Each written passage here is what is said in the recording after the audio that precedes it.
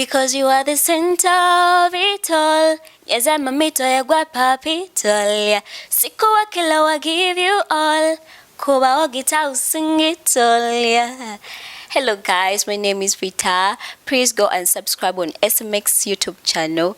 Ciao. Naye bantu mmwe ebbina lya Rema Namakula lyogezza abantu obwama buli omu ali mu kubeera ng'ayogera ku bbina lya Rema Namakula. Omanye ebbina lya Rema Namakula okutrendinga ku social media platforms ez'enjawulo nkuleetedde details kyokka ate nga Zari neera tugenda beera nga tweyongera okumuyozaayoza. Yawangudde award yawangudde yaki wano ku SMX Media ngenda beera nga nkuwa full details kyokka ate nga Fie ne MC Katsi embeera yeyongeredde ddala okubeera ennungi. Baawadde omwana waabwe surprise ey'amaanyi oba omwana wa MC Katsi omukulu bamuwadde surprise nga agenda okubeera nga yeetegekera okubeera nga akola UNEB. Nkwaniriza nnyo eno ku SMX Media nange MC SMX wano eno tubeera ne updates buli lunaku buli ssaawa. Story wejjira wetugikolera esinga okubeera ekikulu nti story zaffe tuzikonvatinga ne zibeera nga ziwewuka ddatawo aleme kubeera nga agenda mungi. Kankusaba subscribing onigende ku notification bell eyo nga buli oteekayo story gwe asooka okubeera nga agifuna. Still wano ku SMX Media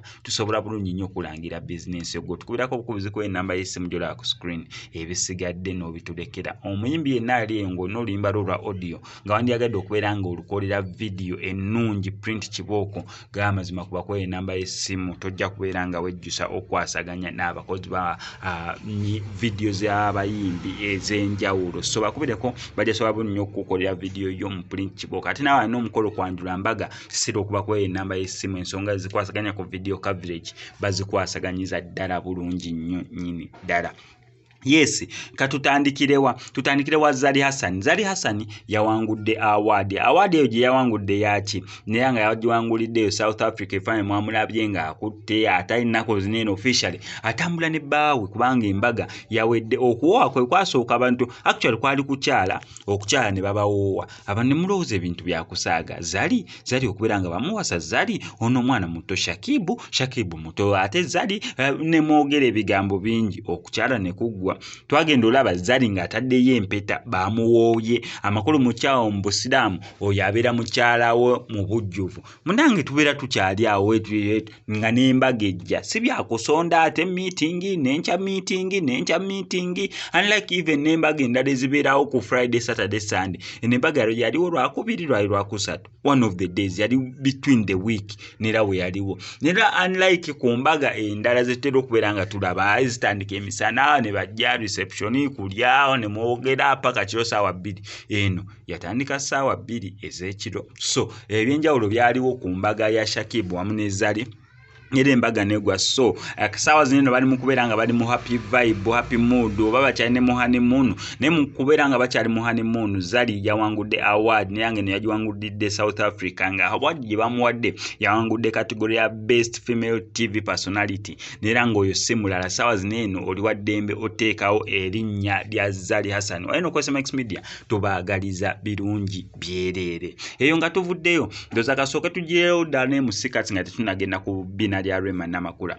MC Katsi wamu ne Fie embeera yeyongeredde ddala okubeera ennungi. Omanyi waliwo time we yatuuka ng'ebigambo bisongovu ne tulabako akatambi ng'MC Katsi awanyisiganya ebigambo ne nnyazaala we kwegamba bizzenga bambi nga omanyi relationship bw'ebeeramu ups and downs naye nga ssaawa zino eno ensonga bali mu kubeera nga bagikwasaganyiza ddala bulungi nnyo. MC Katsi wamu ne Fie olabira ddala ng'omukwano gwabwe bambi guddiddewo ddala. Eyo yonna nga tuvuddeyo era bw'atyo MC Katsi ya surprise muwala we omukulu agenda okubeera ng'akola ebibuuzo bye ebyakamalirizo ebya UNEB naye amusurprise n'ekirabo. Buli student yenna kyeyandyagadde okubeera nga afuna buli omu ekirabo kya ssente mulimu chocolate mulimu biscuit n'ebisigadde ng'ebyo. Akatambi kaneeno ndowooza naye akatambi kaneeno kanaalabika. Yes, akatambi kaneeno kankakutereko osobola okalaba okuba gye katandikira paka gye kaggweera olabe surprise MC Katsi gye yawadde muwala we agenda okubeera nga akola UNEB.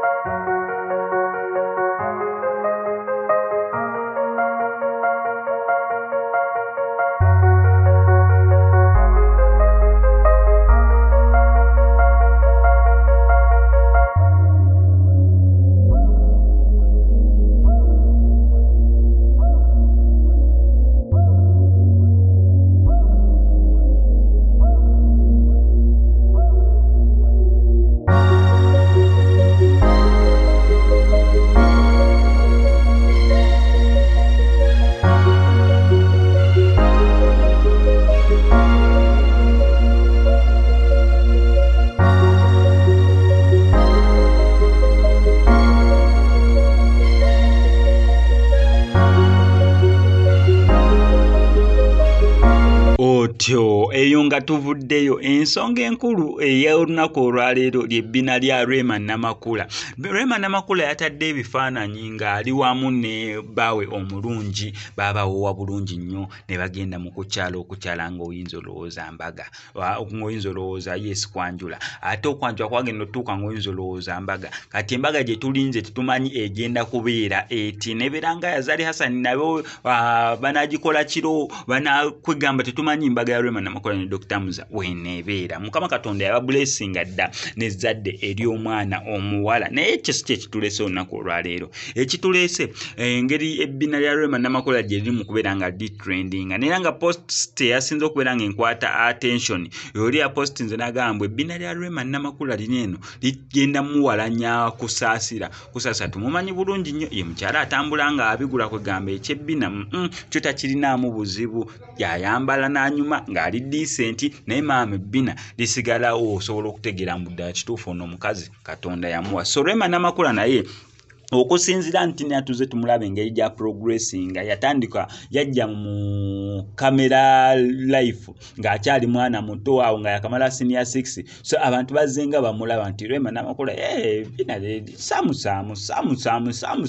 nejjanga ayimba batunera nga bamulaba ku stage basobola omulanga performing nga samu just yebuvuddeko waliwo ebifaananyi byagenda n'atanga performinga ate nga liraga yali amadde empale ya bulaka naye nga liraga mama abantu ne bagamba yi ate linene alijjewa naye era abantu mwababigira munnange awo tuba tukyali awo tugenda okulaba abantu amu ne awo ya posting ebifaananyi bagamba yi ips za Rema Namakula yi bannange ips za Rema Namakula kati ebifaananyi byasembyeyo okubeera nga atanga ne Dr. Amuza neera abantu mwalemedde ku bbina lya Rema Namakula.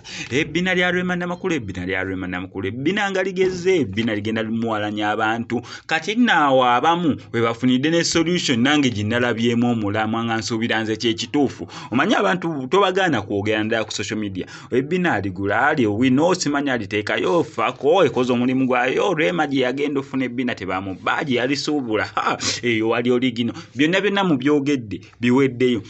Ne statement emunze gye nafunyemuko omulamwa naye nagijjoko ku social media oli yagambye gwe fumbibwa bufumbirwa ebisigadde bijja kwekola byokka nendabanga wandibaawo omulamwa osanga yabeera omukulu edikenzo ng'ebirowoozo bingi nnyo bimulemeseza n'okugejja ebbina bimulemeseza okuteekako akanyiriro kati okuva lwe yafumbirwa Dr. Muza Sebunya ebirowoozo bimuli wamu mwana wattu n'ebbina lisobola n'ebbina lyo netandika okubeera nga lijja nze nasuubira eyo y'ensonga entuufu mbuni ya Rema okuva lwe yafumbirwa ebbina bintu bijja byokka kati naawe omukyala ali eyo ng'ogenda mu fako ogenda mu obwino oggula obubina ebyo byonna biyinza obutakolera bulungi nnyo ofuna bbina liri long lasting naye mwana wattu funa mwana wa munno si mwana wa munno funa mwana munno osobola okubeera ng'ofumbirwa ebisigadde bijja kwekola byokka. Eno kwa SMX Media awo tusobodde okubeera nga tukuwa content waffe obeera omwagadde kankusaba subscribinga onigende ku notification bell ebisigadde obitulekere.